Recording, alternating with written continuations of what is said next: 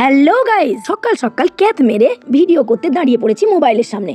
কিন্তু সাত সকালে এখন সেজেগুজে যাচ্ছি কোথায়? চলো যেতে যেতে গল্প হোক। চলো বন্ধু, খেলা হবে। আরে না না না না, এ খেলা প্রতিদ্বন্দ্বিতার খেলা নয়, এ হলো শিশু মনকে আরো সতেজ ও বিকশিত করে তুলবার খেলা। কি খেলা? চলো তাহলে শুনে নি। হাই বলো। হাই। কোথায় যাচ্ছ তোমরা?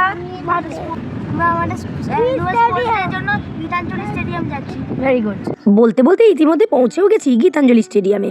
এটা হলো কলকাতা শহরের কসবায় অবস্থিত, আর অ্যাক্রোপলিস মলের ঠিক পাশেই। যাই হোক, কচিকাঁচা দলগুলোকে কোনো রকমে গেটের ভেতরে ঢুকিয়ে দিয়েই আমাদের বাবা মাদের গল্প শুরু হয়ে গেল। আসলে আমার বন্ধুর পরিবার আর আমরা আমাদের গাড়িতেই গীতাঞ্জলি স্টেডিয়ামে চলে গিয়েছিলাম স্কুলের অ্যানুয়াল স্পোর্টসে সামিল হব বলে। প্রতিদিনের ওই একই রকম ঘ্যানঘ্যানানি বাঁধা ধরা ছককে ভেঙে সেদিনে অভিভাবকরাও কিন্তু বেশ প্রাণবন্ত হয়ে উঠেছিল গাইজ। আমাদের গাড়িটা অন্য জায়গায় পার্কিং করে রেখে এখন চলে এসেছি যেখানে বাইকগুলো পার্কিং করা আছে সেই জায়গাটাতে। এখন যাব ওই ওপরের গ্যালারিতে বসতে। না না, ফোনের গ্যালারি না, ওখানে তো রোজই 24 ঘন্টায় উঁকি মারি। হে হলো স্টেডিয়ামের গ্যালারি। ওই যে বললাম না, ছক ভাঙা একটা দিন। এমন হাই বললো। চলো, বন্ধুদের মাঝে চলে এসেছি মানে সেখানে হাই হ্যালো খাওয়া দাওয়া হা হা হি হি এসব হবে না তা তো ভাবাই যায় না। আর তাছাড়া এখন তো ছেলেমেয়েরা একটু বড়ই হয়ে গেছে, তাই জন্য রোজ দিন এদের সাথে দেখাও হয় না। অনেক দিন পর দেখা হয়ে মনটা খুশিতে যেন একেবারে ডগমগ করে উঠছে গাইস।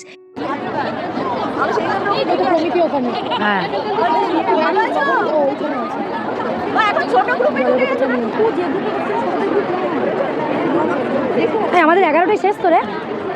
কোথায় চললি আবার? এই যে পুরো গ্যালারিটা যেমন আস্তে আস্তে হাউসফুল হয়ে উঠছে, ঠিক সেরকম ম্যাডাম থেকে শুরু করে অভিভাবক প্রত্যেকের ফোনের গ্যালারিগুলোও আজ পরিপূর্ণ হয়ে থাকবে নানান ক্রিয়াকলাপে। একটু পরেই শুরু হবে বাচ্চাদের খেলাধুলা। প্রথমে পতাকা উত্তোলন দিয়ে শুরু হবে, তারপর হবে একটা সমবেত সঙ্গীত, আর তারপরেই টপাস রুবি এই সমস্ত বিভিন্ন হাউসরা খেলতে শুরু করবে। তো চলো দেখে নেওয়া যাক।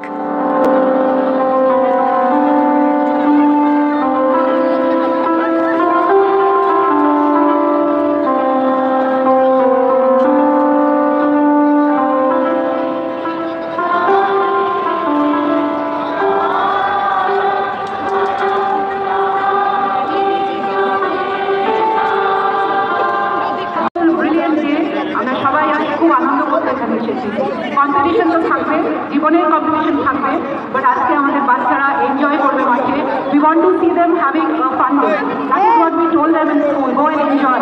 Track events, field events, competition, march past, সারা জীবনের ব্যাপার। It will be there in some form or আরে দেখো দেখো কত সুন্দর লাগছে ছোট ছোট ছানাগুলোকে। এরা প্রত্যেকেই কিন্তু এক একটা রং বেরঙের ফ্রুট সেজেছে গাইজ। সকাল সকাল কত আম, আতা, কলা, লেবু, পেয়ারা এসব দেখে আমাদেরও তো খিদে পেয়ে গেল। আর বাঙালির গ্যাদারিংয়ে খাওয়া দাওয়া থাকবে না সেটা তো ভাবাই যায় না। চলো, চা, বিস্কিট, কেক, ডিম সেদ্ধ, ঝালমুড়ি এই সমস্ত কিছু খাওয়া দাওয়ার পর এখন আমরা দেখে নেব আমাদের ছেলে মেয়েদের পারফরমেন্স।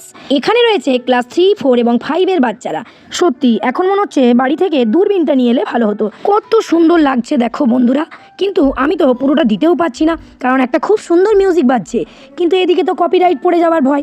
সত্যি আজকের এই সুন্দর দিনটি আমাদের সকলকে উপহার দেওয়ার জন্য সমগ্র স্কুল কর্তৃপক্ষকে আমার তরফ থেকে অসংখ্য ধন্যবাদ জানাচ্ছি।